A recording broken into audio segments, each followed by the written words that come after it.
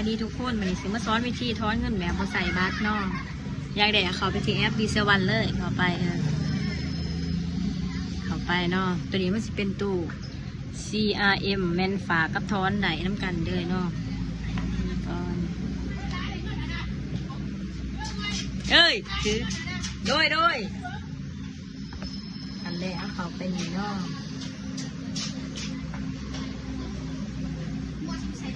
ทำกันแล้วมาเอาวันนี้เขาระบบมาก่อนเนาะ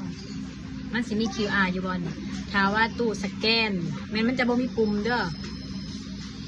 แม่นเขาสแกนทัชสกรีนจำแบบนี้เลยพี่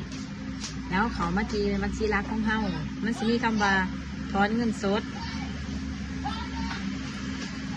เขาเลยเอาจำนวนเท่านั้นก็กดเอาเด้อให้ถอนได้ตั้งแต่100,000หา10,000เป็นถอนมาไหลนี่เขาสิถอน900,000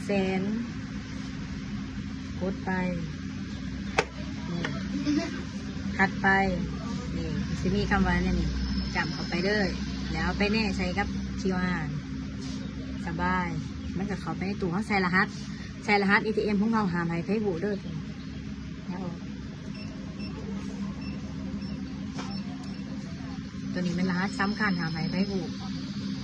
นี่มันก็จะแจ้งเตือนเขาก็จะมาอยู่ตรงนี้นี่คือ